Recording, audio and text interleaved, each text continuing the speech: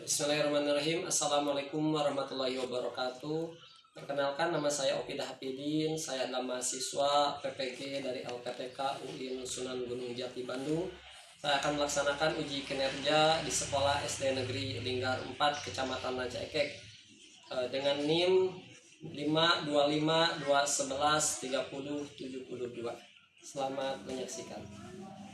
Bismillahirrahmanirrahim. Assalamualaikum warahmatullahi wabarakatuh. Waalaikumsalam warahmatullahi wabarakatuh. Amin. Kita sekalian Wassallallahu wasallam ala sayyidina Muhammadin khataman nabiyyin wa ala alihi wa ashabihi. Alhamdulillah, anak-anakku sekalian, apa kabarnya hari ini? Semuanya dalam keadaan sehat walafiat, ya, sehat lahirnya, sehat juga batinnya. Siapa yang tidak sekolah hari ini? Ayo sakit atau ada keperluan ya. Yang sakit kita doakan semoga Allah sembuhkan. Yang ada keperluan semoga Allah berikan kemudahannya dalam perjalanan. Amin ya rabbal alamin. Baik anak-anakku sekalian, sebelum pembelajaran ya, seperti biasa untuk literasi, kita pembiasaan dulu membacakan daripada hafalan surat Atin ya. Surat Atin. Surat Atin Al-Muwatin. Surat Atin kepada 8 ayat. Diturunkan di Makkah, disebutnya Makkiyah. Surat Atin surat ke-95. Surat Atin isinya menjelaskan manusia makhluk yang baik wujudnya. Awalilah manusia beriman dan bertakwa, maka hidupnya akan jadi mulia. Tapi kalau tak mau iman amal soleh, maka hidupnya akan jadi hina. Maka ayolah kawan, jangan lupa akhirat, karena hari pembalasan. Hafalan surat Atin. Mantap.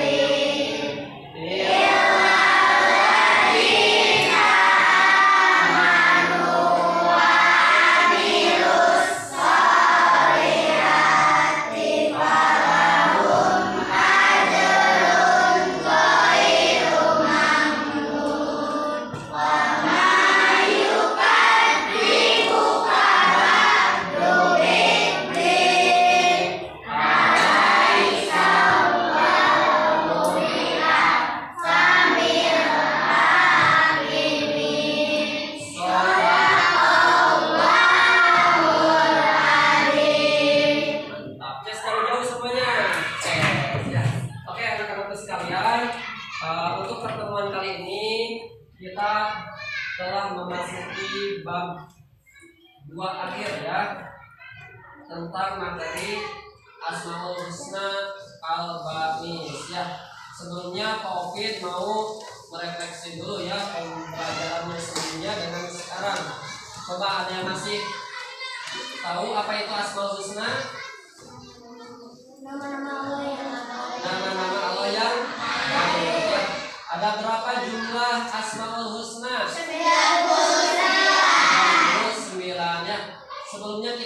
Jadi apa aja di Asmaul Husna?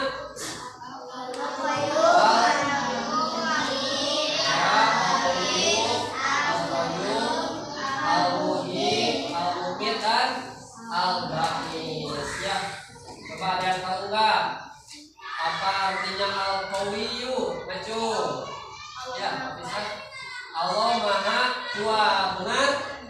Nah, yang bertanya Allah Subhanahu wa taala yang Maha Kuat. Jadi selain Allah tidak memiliki kekuatan. Adapun kekuatan dari makhluk ini diberikan oleh Allah Subhanahu wa taala. Bagaimana cara kita meneladani Al-Qawiyyu di dalam kehidupan sehari-hari? Coba yang tahu, ya. Menolong orang yang lemah, pintar, ya, itu Al-Qawiyyu. Baik. Selanjutnya apa? Al-Qayyum. Ya, Al-Qayyum apa artinya? Ya, Arul. Allah Maha berdiri sendiri, pintar, ya. Nah, jadi Allah ini tidak butuh bantuan daripada makhluknya, ya. Karena semua makhluk ada pada garis la haula wala quwata illa billahil aliyil azim. Tidak memiliki daya dan upaya, ya, kecuali daya dan upaya yang Allah berikannya, sehingga Allah ini tidak butuh terhadap bantuan makhluknya, ya. Bagaimana cara kita meneladani Al-Qayyum di dalam kehidupan kita sehari-hari? Hidup mandiri, ya, pintar, makan sendiri, ya, mandi sendiri, tidak tergantung kepada orang tua, ya, belajar mandiri, ya, di dalam keseharian kita. Agar apa? Agar terbiasa dengan kepribadian yang jauh lebih baik lagi, ya. Al-Qayyum, ya. Kemudian apa lagi? Al-Muhyi. Apa artinya Al-Muhyi? Coba yang tahu apa ya? Oh ya, ini Allah Maha menghidupkan, pintar, ya. Nah, jadi semua makhluk diberikan nyawa oleh Allah Subhanahu wa taala. Ya, bagaimana cara kita meneladani Al-Muhyi di dalam kehidupan sehari-hari? Hebat. Semangat di dalam kehidupannya, semangat beribadah, semangat belajar, ya. Nah, karena apa? Karena ini merupakan tanda syukur atas rezeki nikmat hidup yang Allah berikan kepada kita semua, ya. Kemudian ada juga Al-Mu'min. Al-Mu'min apa artinya? Allah Maha mematikan, ya. Nah, jadi yang hidup pada akhirnya akan mengalami kematian, ya. Nah, yang mematikan ini adalah Allah Subhanahu wa taala. Bagaimana cara kita meneladani, mengaplikasikan Al-Mu'min di dalam kehidupan kita sehari-hari? Oke. Rajin beramal soleh, pintar, ya, 100 buat kamu, ya, 1000 buat kopi. Ya, nah, jadi kita ini harus mempersiapkan kematian dengan membuat daripada amal soleh. Kenapa? Karena pada akhirnya kita akan meninggal. Nah, sekarang materi yang akan kita bahas tentang Al-Ba'is. Apa artinya Al-Ba'is? Nah, pintar, Allah Maha membangkitkan, ya. Jadi pada akhirnya manusia ini akan menjalani kehidupan lagi di akhirat, ya. Kata baginda Nabi, la aisa illa aisul akhirah. Tidak ada kehidupan selain kehidupan akhirat. Maka bagaimana kita mempersiapkan atau mengimani Al-Ba'is? Tentu dengan meyakini kehidupan akhirat. Dan kita pun harus membuat persiapan, ya. Baik. Asmaul Husna dulu, ya.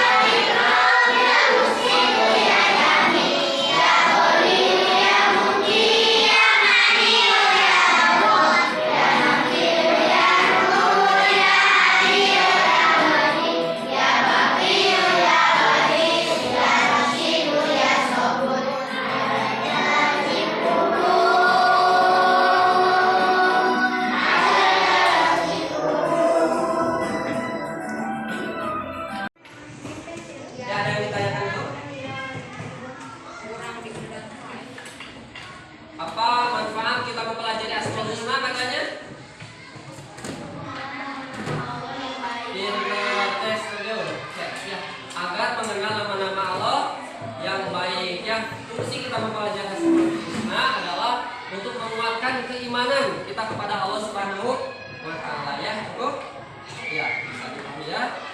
Oke, ada tugas untuk masing-masing kelompok ya. Ini bekerja kelompok, silakan diisi. Covid harapkan semuanya aktif terlibat dalam kelompok ya.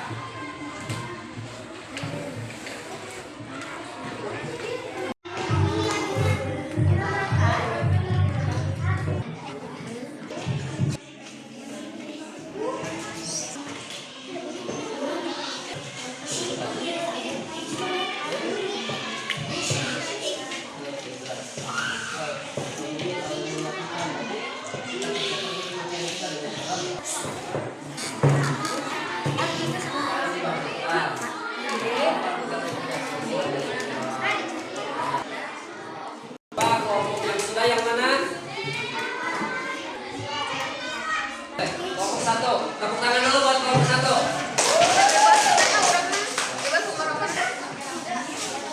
Yang kita ya. Belajar sini. Kami di sini. Kami dari sini. Perhatikan dulu ya. Istiadah.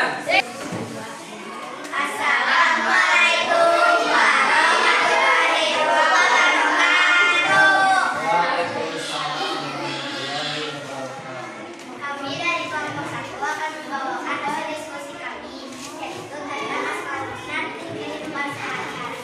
Yang pertama, Al-Qayyum Maha Kuat dalam mengamalkannya, menolong dengan cara menolong orang yang kesusahan. Al-Mu'min artinya selalu percaya dengan adanya kematian. Al-Qayyum artinya Allah Maha berdiri sendiri dan menyamakannya mandiri.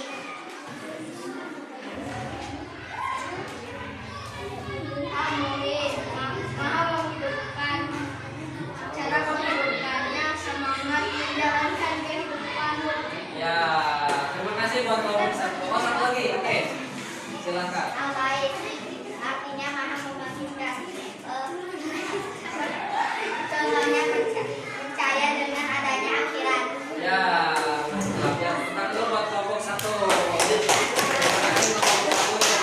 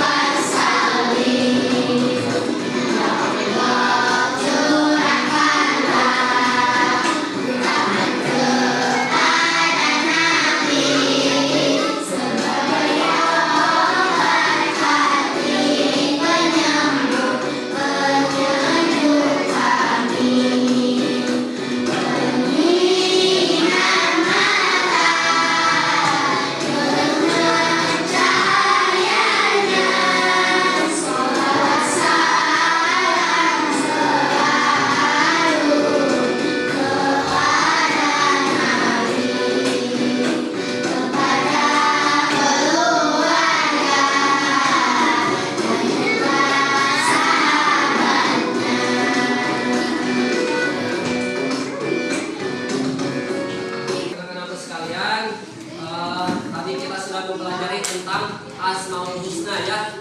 Coba Al-Ba'is apa artinya? Allah Maha membangkitkan ya. Jadi kita ini pada akhirnya akan sehingga akan menjalani kehidupan akhiratnya. Oleh karenanya penting bagaimana kita mempersiapkan kehidupan akhirat ini dengan mempersiapkan bekal kita di alam dunia ya. Kita tonton dulu satu video sebagai motivasi untuk kita semua ya.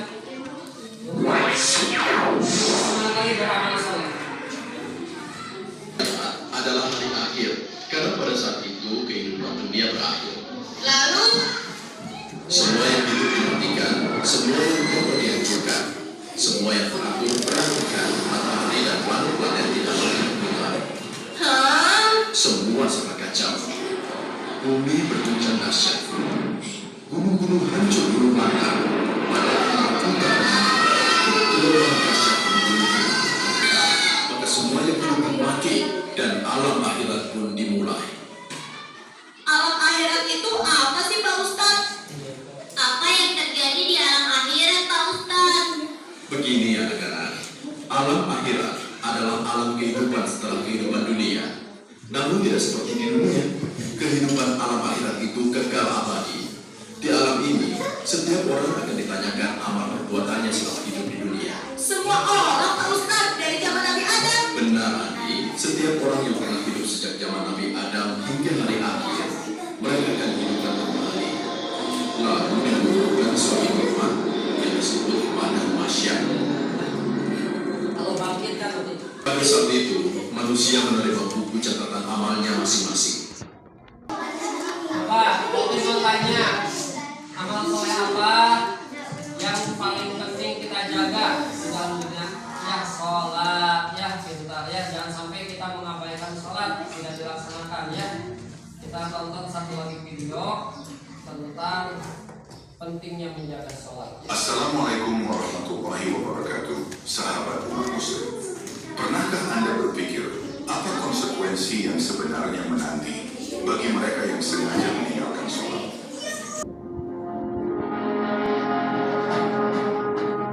Barang siapa melalaikan sholat, Allah Subhanahu wa Ta'ala akan menyiksanya dengan 15 siksaan. 6 siksaan di dunia, 3 siksaan ketika meninggal, 3 siksaan di alam kubur, 3 siksaan saat bertemu dengan Allah Subhanahu wa Ta'ala. Ketika malaikat Jibril turun dan berjumpa dengan Rasulullah Shallallahu Alaihi Wasallam, ia berkata, "Wahai Muhammad, Allah tidak akan menerima puasa, zakat, haji, sedekah, dan amal saleh seseorang yang meninggalkan sholat. Ia dilaknat di dalam Taurat, Injil, Zabur, dan Al-Quran. Demi Allah yang telah mengutusmu sebagai Nabi, pembawa kebenaran, sesungguhnya orang yang meninggalkan sholat setiap hari mendapat 1000 laknat dan murka. Para malaikat melaknatnya dari langit pertama hingga ke-7. Orang yang meninggalkan sholat tidak memperoleh minuman dari telaga surga, tidak mendapat syafaatmu, dan tidak termasuk dalam umatmu. Ia tidak berhak dijenguk ketika sakit, diantarkan jenazahnya, diberi salam, diajak makan dan minum. Ia juga tidak berhak memperoleh rahmat Allah Subhanahu wa Ta'ala. Tempatnya kelak di dasar neraka bersama orang-orang munafik. Siksanya akan dilipat gandakan, dan di hari kiamat ketika dipanggil untuk diadili akan datang dengan tangan terikat di lehernya. Para malaikat memukulinya, pintu neraka jahanam akan dibukakan baginya, dan ia melesat bagai anak panah ke dalamnya, terjun dengan kepala terlebih dulu, menukik ke tempat Korun dan Haman di dasar neraka. Ketika ia menyuapkan makanan ke dalam mulutnya, makanan itu berkata, "Wahai musuh Allah, semoga Allah melaknatmu. Kamu memakan rezeki Allah, namun tidak menunaikan kewajiban-kewajiban darinya. Ketahuilah, sesungguhnya bencana yang paling dahsyat, perbuatan yang paling buruk, dan aib yang paling nista adalah kurangnya perhatian terhadap sholat 5 waktu, sholat Jumat, dan sholat berjamaah. Padahal, semua itu ibadah-ibadah yang oleh Allah Subhanahu wa Ta'ala ditinggikan derajatnya dan dihapuskan dosa-dosa maksiat bagi siapa saja yang menjalankannya. Orang yang meninggalkan sholat karena urusan dunia akan celaka nasibnya, berat siksanya, merugi perdagangannya, besar musibahnya, dan panjang penyesalannya. Ia dibenci Allah dan akan mati dalam keadaan tidak Islam, tinggal di neraka jahim atau kembali ke neraka hawiyah. Lalu Rasulullah Shallallahu Alaihi Wasallam bersabda, barang siapa meninggalkan sholat hingga terlewat waktunya, lalu mengqadanya, ia akan disiksa di neraka selama 1 hukum, 80 tahun, sedangkan ukuran satu hari di akhirat adalah 1000 tahun di dunia. Demikian tertulis dalam kitab Majalis Akbar. Baik anak-anakku, tadi kita sudah menonton ya satu video tentang pentingnya kita menjaga sholat ya, sebagai bukti kita beriman terhadap Allah Al-Ba'is ya, yang akan membangkitkan kita semua nanti di hari akhiratnya. Dengan kita menjaga sholat akan Allah jaga kehidupan kita di 5 alam ya. Man hafadha ala sholati akramahullahu ta'ala bi khamsin nisolin ya. Dan siapa yang menjaga sholat akan Allah muliakan dengan 5 perkara. Yarfa'u anhu dhiqalisi, akan Allah angkat baginya kesempitan hidupnya. Wa adzabal qabri, akan Allah jauhkan daripada azab kubur. Wa yuti'illahu kitabahu biyaminihi, dia pun akan mendapatkan catatan amal dari tangan kanannya yang menandakan akan selamat. Lalu kemudian di jembatan Sirat, wa yamur ala sirati kal barqi, akan nyebrang sirat secepat kilatnya. Wa yadkhulul jannata bighairi hisab, akan masuk surga tanpa hisab. Ya baik, kesimpulan di materi kita pada pagi hari ini yaitu dengan mempelajari Asmaul Husna akan dapat mempertebal keimanan dan menguatkan kita untuk beramal soleh sebagai fungsi kehidupan akhirat ya. Ya baik anak-anakku, pembelajar PAI dicukupkan sampai di sini ya. Kurang lebihnya mohon maaf. Untuk penutup majelis, mari kita tutup dengan doa kifarat majelis. Subhanallah.